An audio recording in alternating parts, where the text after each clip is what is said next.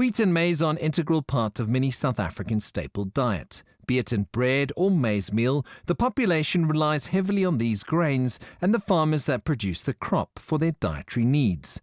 Fortunately, despite being an El Nino season, which contributes to drier conditions, there's been good rainfall, which has assisted the winter wheat harvest and increased the yield for the 2023-2024 season.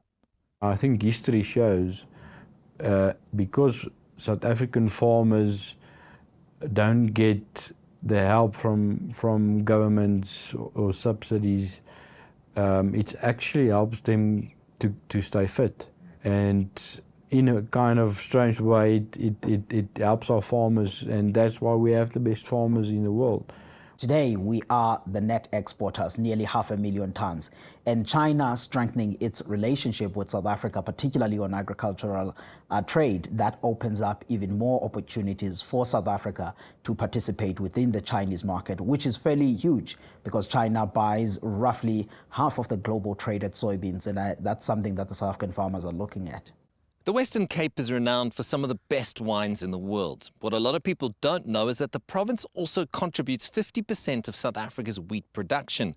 And although the country still relies heavily on importing wheat to keep up with the ever-increasing demand, the good news is that each year South Africa's farmers are producing more and more wheat. 4.3 tonnes per hectare in 2023 compared to the 2-ton average in the past. Over the past season, the rainfall there have been excellent, although the province was hit by the floods to a certain extent.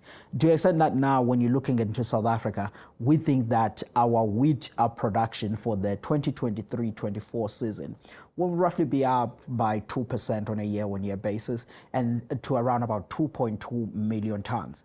I think we are fortunate in South Africa as consumers to have farmers that can compete on that level. But to answer your question in short, if we don't have that sharp edge technology and stay on that edge, we will lose out on our competitiveness.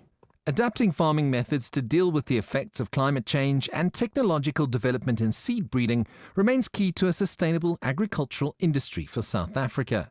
And with grain farmers competing with other farmers all over the world to attract profitable trade in the global market, the emphasis on producing higher yields is increasing.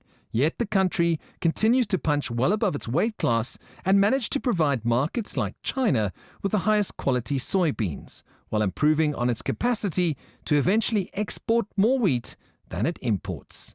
CS Du Plessis, CGTN, Johannesburg.